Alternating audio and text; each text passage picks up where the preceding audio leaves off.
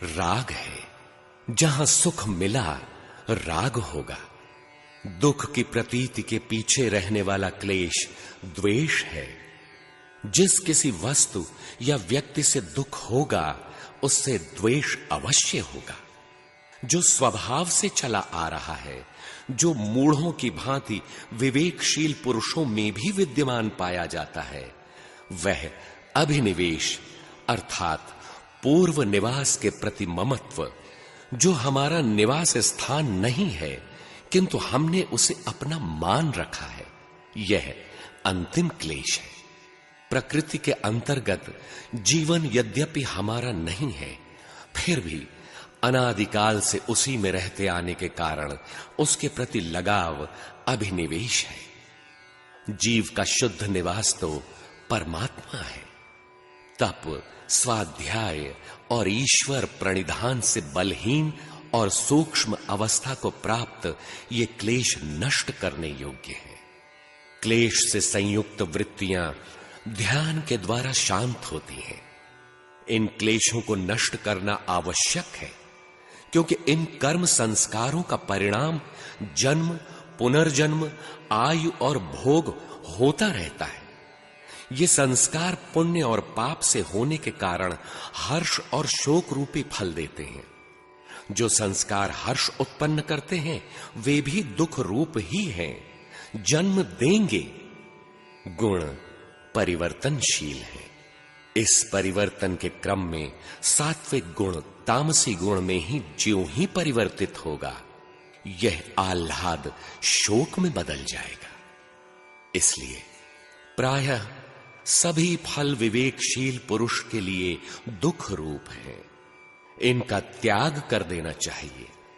जो दुख अभी आए नहीं हैं, आने वाले हैं, नष्ट करने योग्य हैं। ये नष्ट कैसे होंगे? दृष्टा और दृश्य का संयोग ही हेय हेतु, हेय का साधन है।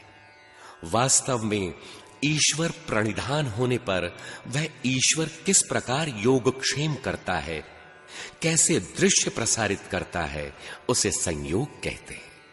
वह दृश्य नाम, रूप या योग के विभिन्न अंगों के अनुष्ठान को सही दिशा देने वाला है। इसके बिना क्लेश नष्ट होते ही नहीं। उस दृश्य और दृष्टा का मिलन संयोग है।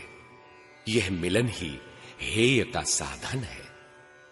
उन्होंने दृश्य का स्वरूप बताया जो प्रकाश क्रिया और स्थिति स्वभाव वाला है। ज्योतिर्मय प्रकाश स्वरूप परमात्मा की प्राप्ति की क्रिया में आपकी अवस्था कैसी है, इस स्थिति का बोध कराना। पुरुष के लिए भोग और मुक्ति का संपादन करना ही जिसका प्रयोजन है। यह दृश्य जीवित प्राणियों और इंद्रियों के द्वारा ही स्वरूप प्रकट करता है। यह दृश्य प्रकृति के अंतर्गत नहीं है, क्योंकि यह दृष्टा के संसर्ग से संचालित है। दृश्य 4 रूपों में प्रसारित होता है: विशेष, अविशेष, लिंग और अलिंग। पुरुष विशेष ईश्वर दृश्य बताता है कि विशेष के परिवेश में आपकी पहुंच कैसी है। अविशेष प्रकृति है। दृश्य से सूचना मिलती है कि प्रकृति का कितना दबाव आपके ऊपर है। कभी यह दृश्य मूर्त रूप में अर्थात लिंग रूप में प्रकट होता है और कभी भगवान अमूर्त होकर समझाते हैं। आकाशवाणी, अंग स्पंदन आदि जिसके कई रूप हैं। दृष्टा आत्मा चेतन, ज्ञान स्वरूप और स्वभाव से सर्वथा शुद्ध है, निर्विकार है, किंतु बुद्धि वृत्ति के अनुरूप देखने वाला है। बुद्धि में वृत्तियों का जैसा दबाव है उसी आधार से यह दृश्य प्रसारित करता है।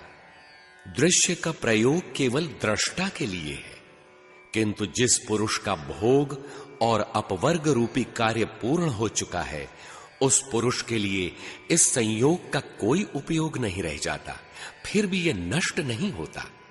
अन्य साधारण व्यक्तियों के मार्गदर्शन के लिए उसका उपयोग बना रहता है।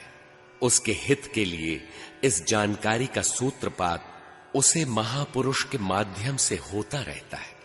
यह संयोग है क्या? स्वस्वामी शक्तियोः स्वरूपोपलब्धि हेतु संयोगः। स्वशक्ति अर्थात दृश्य जो मोक्ष दिलाता है, और स्वामी शक्ति पुरुष इन दोनों के स्वरूप की उपलब्धि संयोग है। यह दोनों साथ साथ कार्य करें, हमें उपलब्ध हो, हमारे साथ इनका संयोग हो, इनका मिलना संयोग है। इस संयोग के बिना साधन जागृत ही नहीं होता। संयोग का कारण अविद्या है। अविद्या के नष्ट होते ही संयोग भी नष्ट हो जाता है।